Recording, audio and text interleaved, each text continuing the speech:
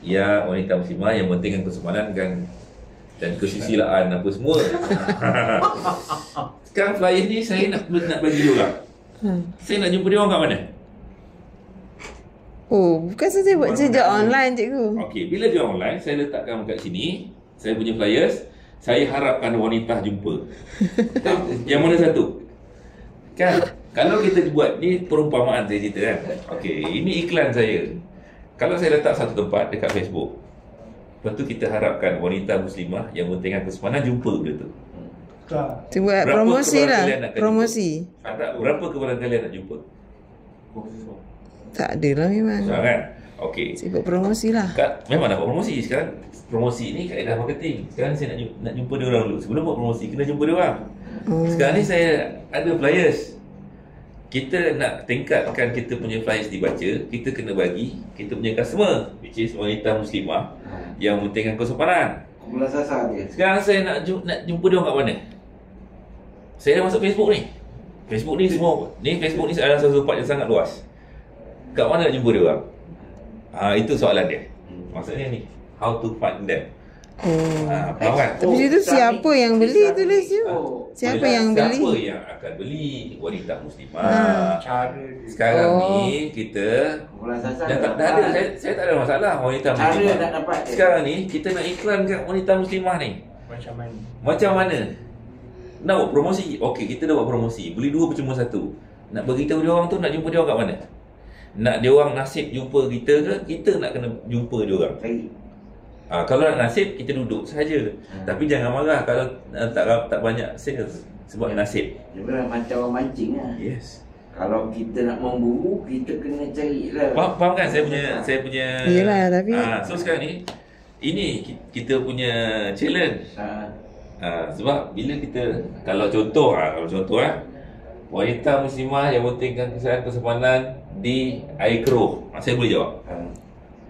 Saya pergi Masjid Al-Azim dengan pusat Islam.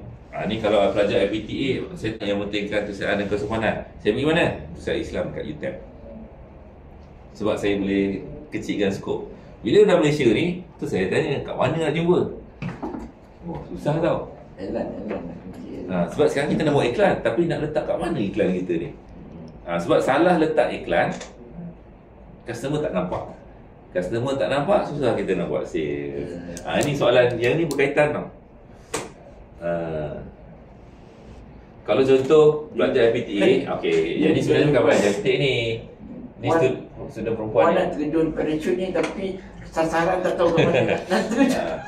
Yang ni senang. Bagi saya yang ni senang. Wanita IPTA suruh Malaysia kan. Apa yang saya buat? Kalau yang ni lah. Yang ni saya boleh tolong jawab kan. Pergi ke setiap universiti punya pusat Islam secara fizikal ataupun online. Online ni kat mana? Facebook, grup pusat Islam universiti. Boleh jawab kan? Lepas tu apa marketing saya buat? Saya buat poster, saya buat promotion, banting. Kalau fizikal, saya akan buat buka bus, banner, banting, booth, flyers. Nampak tak? Boleh jawab kan? So nanti bila saya dah start berniaga, saya tahu apa yang saya kena buat. Tahu kan? Saya terus pergi kat sini buat. Kalau yang ni, apa yang kita kena buat? Kita tak tahu nak buat macam mana. Sebab kita first tak jawab lagi, dekat mana nak jumpa dia. Sebab tu soalan how to find them ni penting. Lepas jumpa dah tahu how to find them, baru kita boleh buat decision, buat marketing. Apa kaedah kita nak guna? Selagi macam tadi saya cerita, kalau kita tak tahu dia target student dekat Unimail, kalau dia tulis student je, nak jumpa student tu dekat mana? Student apa? Soalan dia student apa? Student Unimail. So tahu tak jumpa dia orang kat mana? Dah tahu kan?